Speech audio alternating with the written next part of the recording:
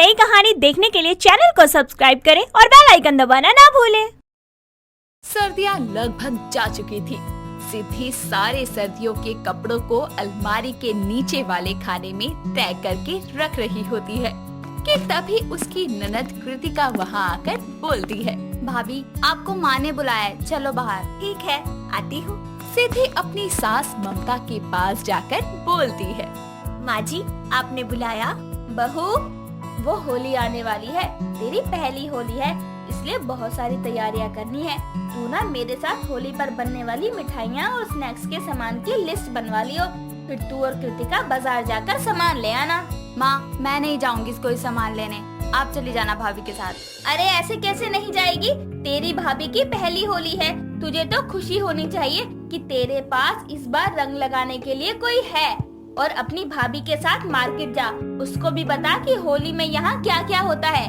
अरे माँ, आपको तो पता है ना कि मुझे होली का त्योहार बिल्कुल भी पसंद नहीं है, इसलिए ना मुझे उसकी तैयारियों में इंटरेस्ट है और ना उसकी शॉपिंग में। तुझे प्यार की भाषा समझ नहीं आती ना बहू, जरा लाइयो मेरी छड़ी, आज इसको सूत ही दूं जरा। अच्छा अच्छा, चली जाऊंगी, ऐसे धमकाओ मत। कृतिका वहाँ से चली जाती है, जिसके बाद ममता और सिद्धि बैठकर सामान की लिस्ट बना लेते हैं। शाम को दोनों ननद भाभी मार्केट जाती हैं, जहाँ पर हर जगह रंगों और पिचकारियों की कई दुकानें सजी हुई थी। ये सब देखकर सिद्धि बोलती है, कृतिका तुम्हें पता है हमारे घर में कभी होली की कोई तैयारी ही नहीं हुई, इसीलिए मैंने कभी होली खेली ही नहीं। अच्छा, पर भाभी आपके घर में होली खेलना मना क्यों था? जब मैं बहुत छोटी थी तो होली वाले दिन ही मेरे पापा हम सबको छोड़कर किसी और के साथ रहने चले गए थे। मेरी माँ की जिंदगी में होली के रंगों वाले दिन ही सारे रंग छिन गए थे, इसीलिए माँ ने कभी होली मनाई ही नहीं, क्योंकि जब जब होली का त्योहार आता था माँ को पिताजी का वो धोखा याद आता था। अच्छा, लेकिन आप यहाँ तो मनाओगी ना होली? वैसे मैं होली नहीं मनाती, लेकिन पहली होली है आपके हमारे घर में, इसलिए मैं आपके साथ थोड़ी बहुत होली तो खेलूंगी ही। सच में बहुत मजा आएगा, चलो सामान खरीदते हैं। दोनों ननद भाभी होली की तैयारियों के लिए सामान खरीद कर घर आती है, तो ममता बोलती है, आ गई तुम दोनों? सारा सामान तो ले आई, लेकिन वो होली वाली टी शर्ट नहीं लाई, सफेद रंग की। माँ, किसी ने फिक्स कर रखा है क्या कि होली पर होली की टी शर्ट पहनकर ही होली खेल सकते हैं? हद है यार। अरे बेटा, जरूरी नहीं है, लेकिन तेरी भाभी की पहली होली है, तू तो उसको पूरी तैयारी के साथ त्योहार मनाने में मदद नहीं करेगी क्या? जा मेरी बच्ची, जाकर टी शर्ट ले आ। अरे यार, मैं ऑनलाइन ऑर्डर कर दूंगी, बस अब मुझे जाने दो। कृतिका तो अपनी माँ से तंग आकर अपने कमरे में चली जाती है। अगली सुबह दोनों सास बहू होली पर बनने वाले पकवान बनाते हैं। ये सब देखकर सिद्धि का पति अमन बोलता है, अरे माँ और सिद्धि, हो गई होली की तैयारियां शुरू? सही है, पर माँ मैं ना अपने दोस्तों के साथ बाहर जाऊंगा होली पार्टी के लिए। चुप रह, कहीं नहीं जाना, बहू की पहली होली है। कृतिका भी इस बार घर रहेगी, वरना तो पढ़ाई के लिए दूसरे शहर ही रहती है, इसलिए अपने दोस्तों को घर बुला ले, लेकिन ये होली हम एक साथ मनाएंगे। ऐसी बात है तो ठीक है, उस दिन फिर भांग भी बननी चाहिए। भांग? माँ जी, भांग तो नशीली होती है ना, मतलब उसको पीकर तो नशा चढ़ता है। अरे नहीं, मीठी भांग में नशा नहीं होता, वो बस तरोताजा करने के लिए होती है। अच्छा आप लोग काम करो, मैं ऑफिस चलता हूँ। अमन वहाँ से ऑफिस के लिए निकल जाता है। मिठाइयाँ बनाने के बाद ममता और सिद्धि छत पर पापड़ भी बनाती है और अलग अलग तरह की तलने वाली फुलवड़ी भी बनाती है। कुछ देर में कृतिका भी छत पर आती है और अपनी माँ और भाभी को काम करता देखकर बोलती है, क्या माँ, आजकल कौन बनाता है ये सब? सब कुछ बना बनाया मिलता है, ला कर तल लो, बेकार में इतनी मेहनत क्यों करते हो? अरे घर पर बनाए पकवानों और पापड़ों का स्वाद ही अलग होता है, और तुझको तो पहले बहुत पसंद थे, अब ऐसे बोल रही है। पहले मैं बच्ची थी, अब नहीं हूँ।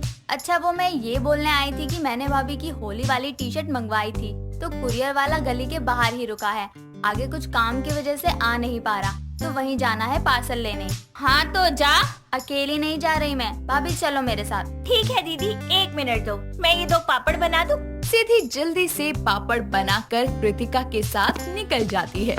दोनों को ऐसे साथ साथ जाता देखकर ममता पीछे से बोलती है, लगता ही नहीं है ननद भाभी हो, बहनों की तरह रहती हैं। इनका ये प्यार ऐसे ही बना रहे। कृतिका और सिद्धि गली के बाहर जा रहे होते हैं, लेकिन होली का टाइम नजदीक था, इसीलिए मोहल्ले के लोग अपनी बालकनी से आने जाने वाले लोगों पर पानी के गुब्बारे मार रहे थे। ऐसे ही जाते हुए एक गुब्बारा कृतिका को लग जाता है, जिसके बाद वो गुस्से में बोलती है, कौन है ये बदतमीज? अरे अक्ल नहीं है क्या? आने जाने वालों पर गुब्बारे क्यों फेंक रहे हो? शायद कोई बच्चा होगा कृतिका।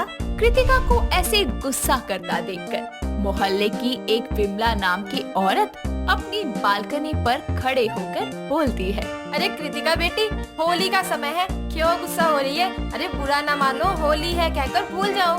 विमला के इतना बोलते ही ना जाने कौन सी दिशा से उसके मुंह पर एक रंगीन पानी का गुब्बारा आ लगता है, जिसके बाद विमला का मुंह गुस्से से तो नहीं लेकिन रंग से लाल जरूर हो जाता है और फिर वो अपना मुंह पोंछते हुए बोलती है, अरे कौन नालायक है? ज्यादा होली बनाने की आग लगी है क्या? अरे आज कौन सी होली है? पागल लोग, जरा भी तमीज नहीं है।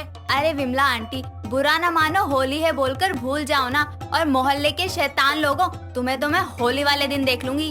इतना बोलकर कृतिका सिद्धि के साथ पार्सल लेने चली जाती है और कुछ देर में दोनों भी घर लौट आते हैं। अपने ऊपर गुब्बारा लगने का बदला कृतिका को लेना था, इसीलिए वो अपनी भाभी से बोलती है, भाभी, अब तक तो मुझे होली नहीं मनानी थी, लेकिन आज के उस गुब्बारे वाले हमले के बाद मुझे होली मनानी है। चलो मेरे साथ। लेकिन कहाँ कृतिका? अरे भाभी, बाहर दुकान से रंग, पिचकारी और गुब्बारे लेने चलो। आज असली होली की तैयारी होगी। कृतिका और सिद्धि मार्केट जाकर वहाँ से रंग और पिचकारियाँ लाते हैं, साथ में बहुत सारे गुब्बारे के पैकेट्स भी खरीदते हैं। कुछ दिन बाद छोटी होली आती है। रात को सिद्धि होलिका दहन देखकर अमन और ममता के साथ घर लौटती है, तो कृतिका अपनी भाभी से बोलती है, भाभी, अब आप फ्री हो ना? क्यों, मेरी बीबी फ्री क्यों होगी? वो बहुत महंगी है। भैया, बहुत गंदा जोक था, बिल्कुल हंसी नहीं आई। भाभी बताओ ना। हाँ कृतिका, मैं फ्री हूँ। खाना बना हुआ है, बस सबका खाना खाना बाकी है। ठीक है, तो खाना खाकर मुझे आपकी मदद चाहिए। कैसी मदद? वो मेरी और भाभी की बात है, आपको क्यों बताऊं? और आपने बोला था ना कि भाभी की होली यादगार बनानी है, तो बस समझ लो उसी की तैयारी है। कुछ देर में सब खाना खा लेते हैं। उसके बाद कृतिका सिद्धि को बाथरूम में पिचकारी से पानी वाले गुब्बारे भरना सिखाती है। ये देखकर सिद्धि बोलती है, कृतिका, तुम गुब्बारे पहले क्यों भर रही हो? अरे भाभी, जंग वाले दिन जंग की तैयारी नहीं होती, उस दिन सिर्फ आक्रमण होता है, आक्रमण। कोई हम पर हमला करने वाला है क्या? हाँ, वो भी चारों तरफ से। कल होली है और आस पड़ोस के सभी लोग गुब्बारे मारेंगे। अगर उस समय हमने गुब्बारे भरे तो हम हार जाएंगे, इसलिए पहले ही तैयारी कर लेते हैं। ओ, ये बात है। चलो फिर तो सारे पैकेट खत्म कर देंगे। दोनों गुब्बारे भरने लगती है। उन दोनों को चुपके से ममता और अमन देख रहे होते हैं, जिसके बाद ममता बोलती है, कल तक ये लड़की कहती थी मुझे होली नहीं मनानी, और आज देखो ऐसे तैयारी कर रही है मानो होली खेलने नहीं जंग लड़ने जानी हो। कोई नहीं माँ, इसी बहाने सिद्धि की भी पहली होली अपनी ननद के साथ यादगार हो जाएगी। अगले साल तो वैसे भी कृतिका की शादी हो जानी है। हाँ ये तो है, चल लगे रहने दे इन दोनों ननद भाभी को। सिद्धि और कृतिका देर रात तक पानी वाले गुब्बारे भरती है और अगली सुबह जैसे ही सिद्धि अपने कमरे में अपनी आँख खोलती है तो सामने कृतिका हाथों में रंग लेकर अपनी भाभी के गालों पर लगाकर बोलती है, हैप्पी होली भाभी। इस रंगों के त्योहार की आपको बहुत बहुत शुभकामनाएं। भगवान आपकी जिंदगी में भी खुशियों के रंग भर दें। शुक्रिया कृतिका, और तुमको भी होली की बहुत बहुत शुभकामनाएं। लाओ मुझे भी रंग दो, मैं भी तुम्हें रंग लगाऊंगी। पहले आप नहा धोकर भगवान को टीका लगाकर होली की शुभ शुरुआत करो। कृतिका के कहने पर सिद्धि पहले नहा धोकर पूजा करती है और भगवान को गुलाबी रंग का टीका लगाने के बाद अपनी सास और अमन को भी रंग लगाती है और फिर कृतिका को, जिसके बाद कृतिका अपने आप सिद्धि को छत पर लेकर जाती है।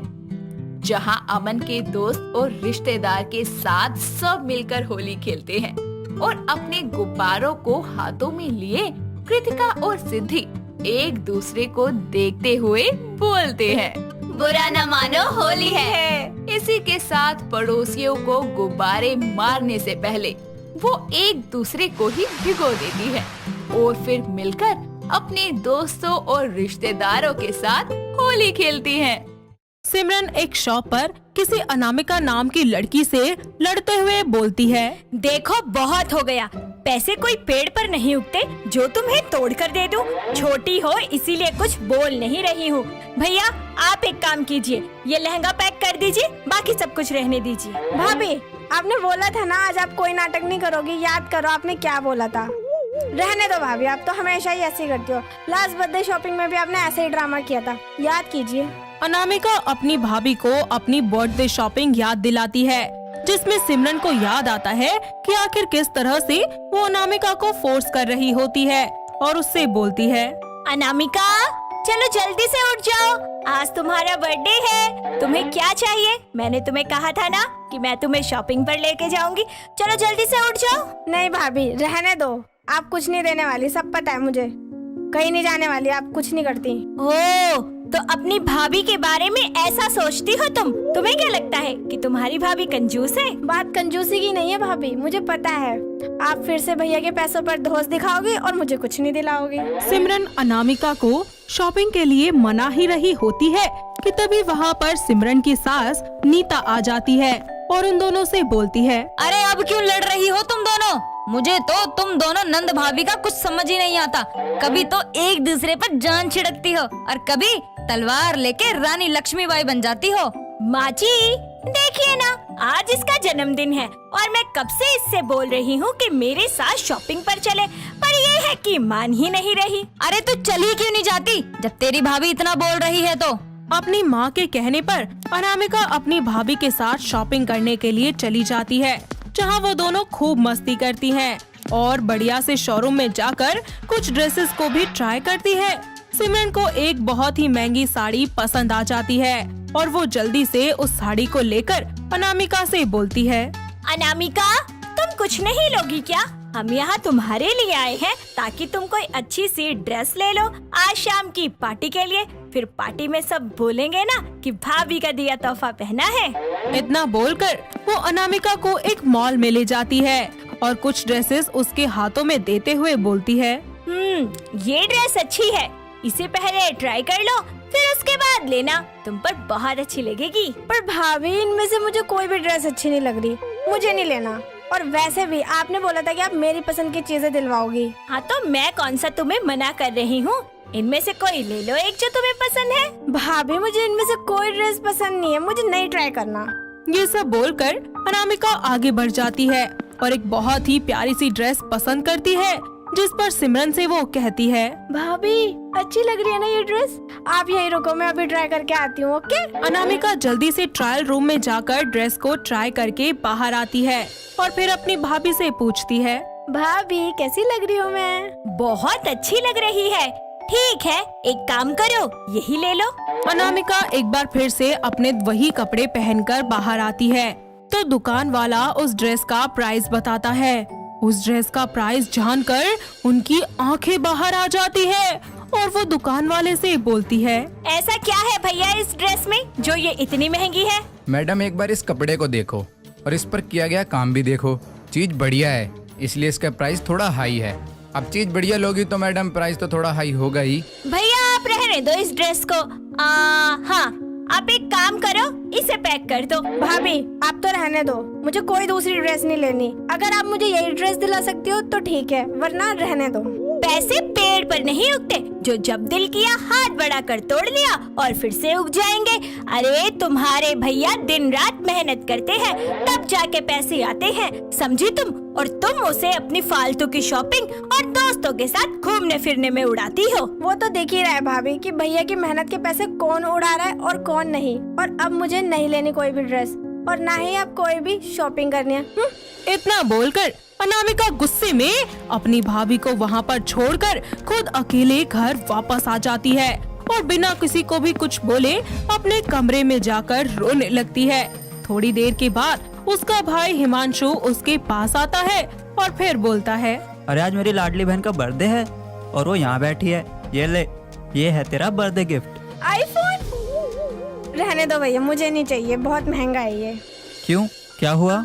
हिमांशु के पूछने पर अनामिका उसे अपनी और सिमरन की आज की हुई सारी घटना का बता देती है और रोते हुए अपने भाई से कहती है, भैया अब तो मैं बस कुछ ही दिनों की मेहमान हूँ, कुछ दिनों बाद मेरी शादी हो जाएगी, फिर थोड़ी ना मैं आपके पैसों से कुछ लूंगी। पर भाभी है कि अपनी बहन की बातें सुनकर हिमांशु को बहुत बुरा लगता है और वो उसे चुप करवाकर सिमरन के पास बात करने के लिए चला जाता है। हिमांशु सिमरन को काफी देर तक समझाता है। सिमरन को भी अपनी गलती का एहसास होता है, जिसके लिए वो अनामिका के पास जाकर उससे माफी मांगती है और बोलती है, अनामिका मुझे माफ कर दो और मैं तुमसे एक प्रॉमिस करती हूँ कि तुम्हारी शादी की शॉपिंग मैं करवाऊंगी, वो भी अपने पैसों से, तुम्हारे भैया के पैसों से नहीं। याद आया कुछ भाभी, पर गलती तो मेरी थी, मैंने आपसे उम्मीद लगा कर रखी, क्योंकि आप कभी नहीं बदलोगी। इतना बोलकर अनामिका वहाँ से जाने लगती है और ये बातें याद आने के बाद सिमरन को एक बार फिर से अपनी गलती का एहसास होता है। अनामिका के थोड़ी दूर जाते ही सिमरन पीछे से उसका हाथ पकड़कर उसे रोक लेती है और बोलती है, अनामिका रुको, एक बार फिर से अपनी भाभी को माफ कर दो। मैं तुम्हें ननद नहीं बल्कि अपनी छोटी बहन मानती हूँ, बस इसलिए। भाभी अगर आप अपनी छोटी बहन जैसा मानती ना तो ऐसा नहीं करती। अनामिका अपनी भाभी को माफ कर दो और चलो, तुम्हें जो लेना है अपनी पसंद से वो लो, और इस बार मैं कुछ नहीं कहूँगी, पक्का। मैंने जो भी किया वो सब अनजाने में किया, मुझे माफ कर दो। और हाँ, अब तुम जिस चीज पर हाथ रखोगी ना वही लाकर मैं तुम्हें दे दूंगी। आपने मुझे कभी अपना नहीं माना भाभी, पर मैंने आपको हमेशा अपना माना है। आप मुझसे बहुत बड़ी हैं भाभी, उम्र में भी और ओहदे में भी, इसलिए मुझसे माफी मत मांगिए। ठीक है अनामिका, अब तुम देखना मैं तुम्हारी शादी की तैयारियां कितने बढ़िया तरीके से करती हूँ। अरे सारे लोग मुड़ मुड़ कर कहेंगे कि भाभी ने तो बड़ी अच्छी शादी की है ननन की। ये हुई ना बात भाभी, अब मजा आएगा और मैं भी देखूं कि मेरी भाभी कितनी टैलेंटेड है। अरे टैलेंट की तो तुम बात ही मत करो, टैलेंट तो इतना है ना कि सबकी आंखें चौंधिया जाएंगी देखकर। इस तरह दोनों ननंद भाभी एक दूसरे से बातें करती रहती हैं और कुछ ही देर के बाद वो दोनों मिलकर उसी शॉप पर दोबारा जाती हैं जहां अनामिका ने अपने लिए लहंगा पसंद किया था। सिमरन भी अनामिका को उसकी शादी के लिए उसका मनपसंद लहंगा दिलवा देती है। इतना ही नहीं, वो उसे ब्राइडल हील्स, मेकअप और चूड़ा, बाकी सभी चीजें भी बहुत ही अच्छे से दिलवाती है और वो भी बिल्कुल उसी की पसंद की। कुछ ही दिनों के बाद सिमरन अपनी ननंद अनामिका की शादी की तैयारियां बहुत ही अच्छे से करती है, जिसे देखकर लड़की वालों के साथ साथ लड़के वाले भी बहुत हैरान रह जाते हैं। ये सब देखकर हर तरफ सिमरन के नाम की वाहवाही होती है, जिसे सुनकर अनामिका को भी बहुत ही अच्छा लगता है।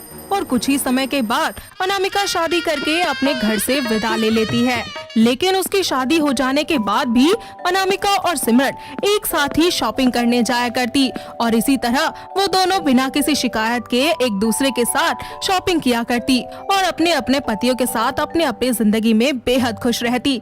तो दोस्तों, कैसी लगी आपको हमारी ये ननंद भाभी की शॉपिंग की कहानी? क्या आपके घर के आसपास भी है कोई ऐसी ननंद भाभी जो ऐसे ही एक दूसरे के साथ प्यार भरी नोकझोंक के साथ रहती हो? अगर हाँ, तो उन्हें ये वीडियो दिखाइए और हमें कमेंट करके बताइए। दोस्तों, अगर आपको ये कहानी पसंद आई तो इसे लाइक करें, शेयर करें और कमेंट करके बताएं कि कहानी में आपको सबसे अच्छा क्या लगा।